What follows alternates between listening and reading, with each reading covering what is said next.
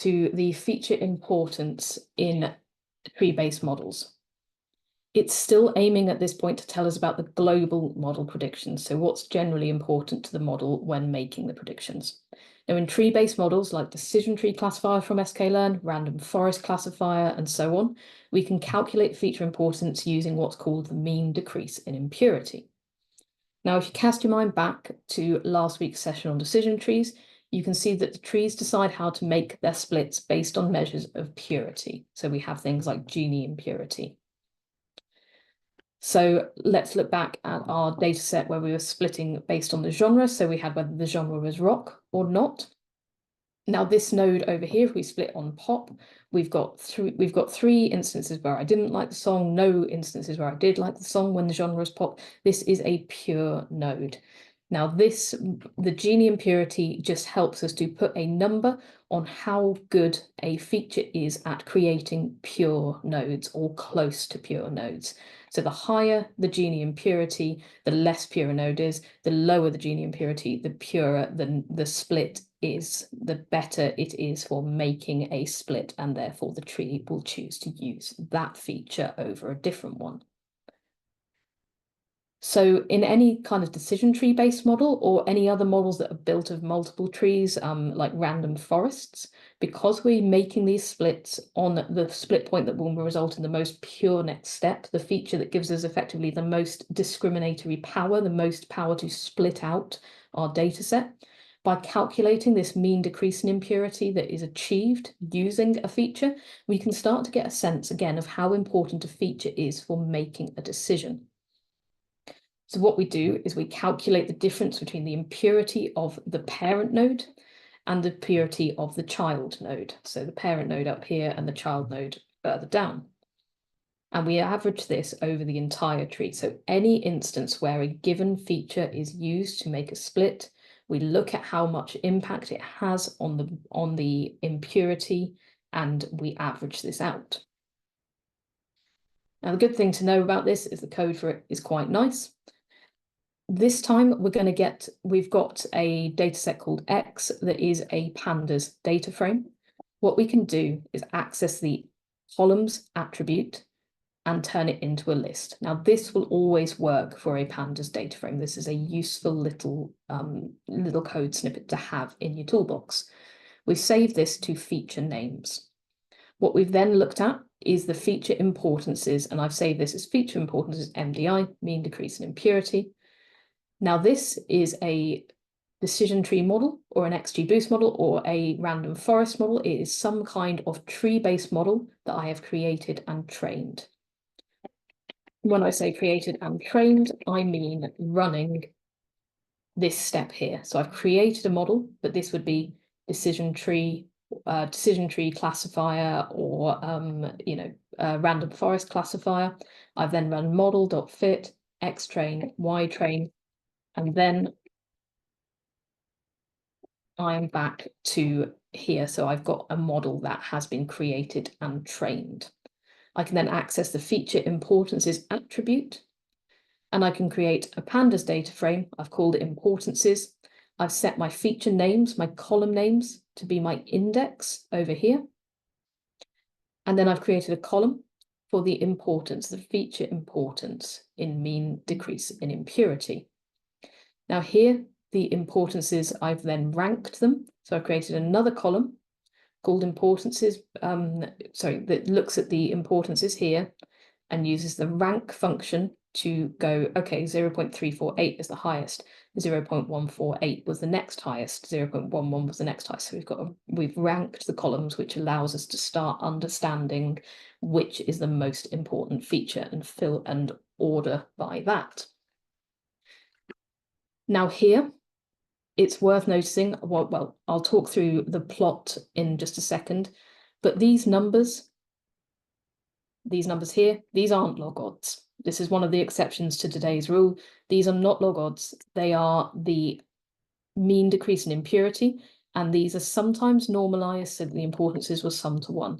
So don't try and interpret these as probabilities, as odds, as anything like that. They are just some sort of sense of which feature is most important and which feature is most important and how much more important kind of is this feature than another feature. So here, all it's telling us is that male is very important for making the decision. Fair is the next most important. Age is the next most important. Fair and age are roughly fairly similar to each other in how important they are, how much impact they have on how good the model is at, or how good the feature is at, giving us information, giving us good splits. But being male is the one that has the most impact by quite some way. This code here just allows us to plot this. You could try expanding your plot to make it so that this is actually ordered as well by the most important feature at the top. That would probably make it easier to interpret, so that could be a nice little extension for you to play around with. But overall, what we can do is plot out the most important features and get some sense again of this magnitude of just, male is way more important, is really helpful for the model in discriminating and making its predictions, structuring its model. The next one we have is permutation feature importance. Now, again, this is a fairly similar technique in terms of outputs and the code we use to display these outputs, which is kind of why I've grouped it together. But the nice thing about this one is it's model agnostic. So this one here, mean decrease in impurity, it relied on the structure of trees. It relied on how we build trees to be able to work. Permutation feature importance is not, it doesn't rely on that feature. It can be used with any of the models we've talked about, up to and including neural networks. What we look at with permutation feature importance is how much the performance of a model worsens when the values of a particular feature are shuffled or changed. So we shuffle those around, we change them up. So for example, we go through our Titanic dataset and we just mess up all the age values effectively. And we then try and build a model and we see how much worse this model is now. Is it, can it still predict survival just as well? Or actually has it completely lost its ability to discriminate well? If it's a feature that doesn't really matter, like going back to our earlier examples of, does the day of the week have a T in it? Then we shouldn't really see any decrease in the quality of our model and its ability to make good predictions. However, if it is important, so for example, if we messed up all of the ages, which we know in our Titanic dataset do have quite a strong impact on the predictive power of the model, if we shuffle them all up and move them all around, get rid of them, change them, something like that, we would expect the model to suddenly be less good. And that gives us an idea of just how important a feature is again. What we do here is we need to import something from sklearn. We use the sklearn.inspection module, and we import a function called permutation importance. To this function, we pass in the model. So again, this is our trained model. We pass in our test and training data, our X testing data and our Y testing data. We ask it to repeat this a number of times. How many times do we want to shuffle these around? We set up a random state because again, we're doing some sort of shuffling which is random. And njobs just tells it to do this, to use as much of your computer's processing power, or all its threads, all its available processing threads to do the job quicker. And once again, we can plot this, and it gives us a similar sort of plot to what we saw with the mean decrease in impurity.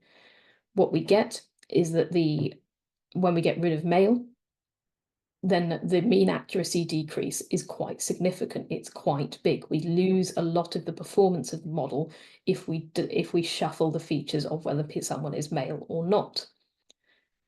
Similarly, for passenger class and age, we still get a fairly significant impact if we change the features around. But again, maybe not as much as male. Male is coming out on top as being very important.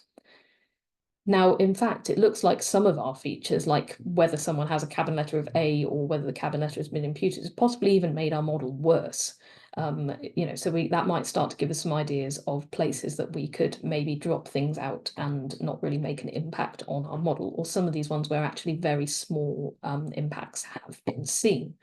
Again, this is in terms of the mean accuracy decrease.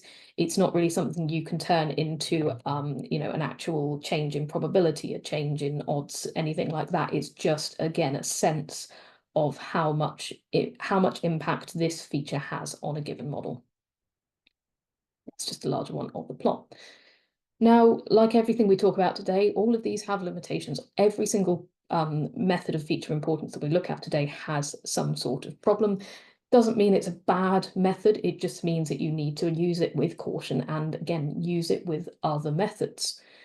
The impurity-based features can be really strongly impacted when something has a high number of unique values.